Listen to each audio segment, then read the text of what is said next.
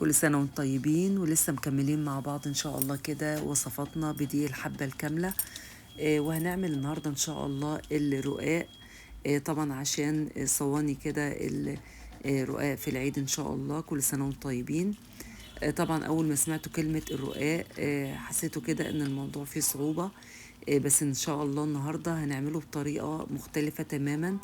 هتسهل عليكم طريقة الفرد جدا، وكمان التسوية على البوتاجاز طريقة سهلة جدا، وزي ما احنا شايفين مقرمش وناعم كمان في نفس الوقت. نسمي الله كده ونبدأ ان شاء الله الخطوات مع بعض. معايا هنا 3 كوبايات من دقيق الحبة الكاملة.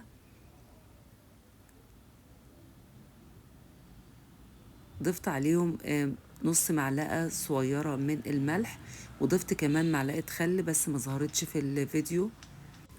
بعد كده بنزل بالمية تدريجي، وعايرت بنفس الكوباية اللي انا استخدمتها في معيار الدقيق، عشان طبعا كل نوع دقيق بيختلف عن التاني.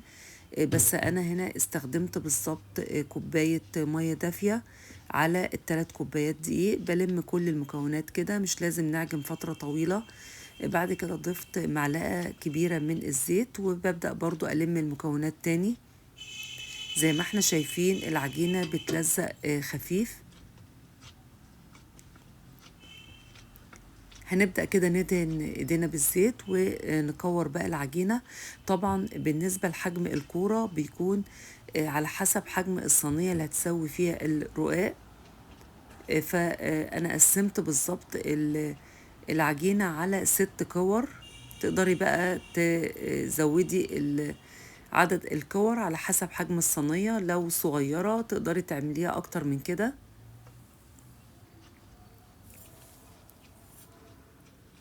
شوفوا لما بندهن ايدينا بالزيت بتكون سهلة جدا.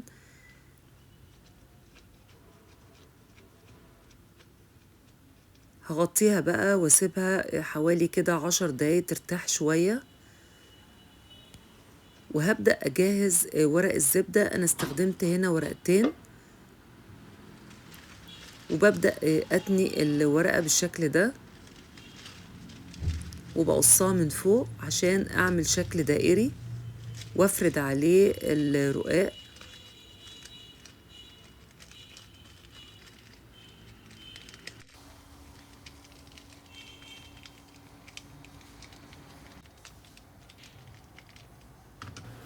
تقدري تستخدمي ورقة واحدة، بس بصراحة ورقتين سهلوا عليا كتير.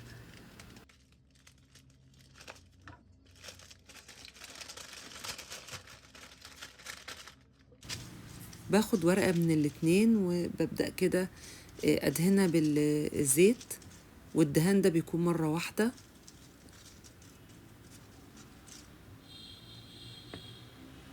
وبعد كده باخد قطعة من العجين وبفردها. زي ما احنا شايفين العجينة طرية جدا، وممكن نفردها كلها بإيدينا، بس بصراحة أنا بحب أستخدم الفرادة لأن أنا عايزة طبقة العجين تكون رقيقة جدا، فعشان ما تعملش كده فتحات معانا بستخدم الفرادة. وببدأ من نص العجينة أفرد على بره.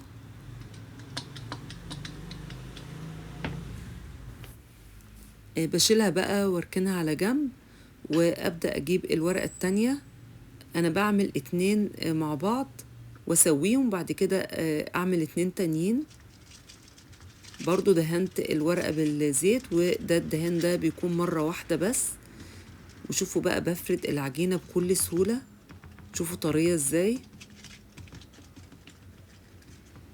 وبكمل برضو بالفرادة.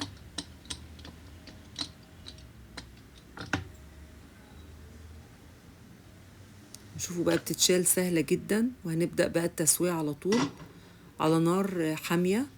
ببدأ أنزل بأول قطعة.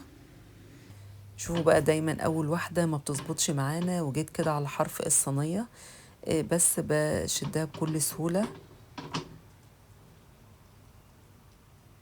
شو مجرد كده ما نحس ان هي اخدت لون من الجهة دي بقلبها على طول. شوفوا بتنتفخ ازاي وبتسيب الورقة تماما. بحركها برضو عشان تستوي من كل النواحي. بقلبها بقى كذا مرة عشان تستوي من الجهتين. شو بقى لما الرقاق بيستوي بتبدأ ورقة الزبدة تتشال بسهولة.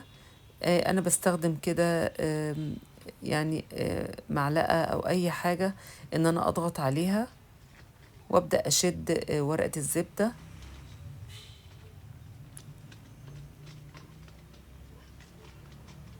شوفوا يعني هي أول واحدة بصراحة كانت صعبة، بعد كده كل الكمية اللي أنا عملتها بعد كده كانت سهلة جدا. بقلب بقى ورقة الرقاق، وأول ما تاخد لون من الناحية التانية خلاص كده يبقى تمام. أول ما بشيلها مش بتكون ناشفة قوي، بس لما بسيبها بصراحة شوية بتنشف خالص. شو بشيل دي الأول وبعد كده بحط التانية، وببدأ بقى على نفس الورقة اللي أنا شلتها أفرد واحدة كمان. شو بقى جميل جدا ومقرمش. تقدري بقى كمان لو عايزاه مقرمش قوي تدخليه الفرن، بيقعد حوالي ربع ساعة أو نص ساعة على درجة حرارة هادية. طبعا تقدري ان انتي اول باول كده كل اتنين مع بعض تدخليهم الفرن، او تستني لما تخلصي كل الكمية وتدخليها في صينيتين مرة واحدة. شوفوا بقى كملت على نفس ورقة الزبدة، تطلع جميلة جدا. هي اول واحدة بس كانت صعبة، وبعد كده بقى سهل خالص.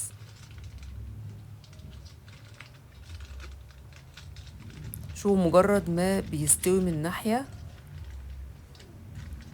ورقة الزبدة بتطلع بكل سهولة. وبعد كده بقلب الرقاق.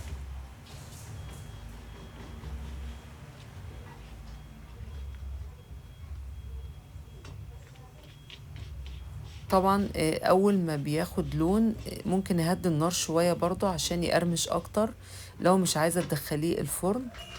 شوفوا الكمية اللي انا عملتها.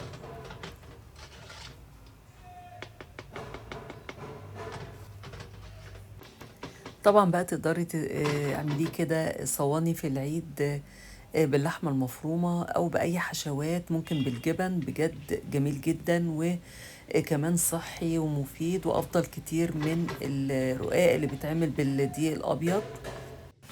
طبعا الرقاق ده مش بستخدمه في صواني كده باللحمة المفرومة بس، انما انا بستخدمه في كل حاجة، يعني بقدمه كده في الفطار وفي العشاء مع جبن. بجد بيبقى جميل جدا، بديل للعيش وصحي جدا وطعمه بجد تحفة، بيكون مقرمش كده وناعم. وكمان تقدري ان انت تستخدميه في العيد كده في صواني الفتة وتكسريه بديل للعيش البلدي. ناعم وخفيف وجميل جدا. ممكن كمان تكسريه وتحمريه بمعلقة سمنة ورشة كده من الثوم البودر، بيبقى تحفة بجد تحت الفتة.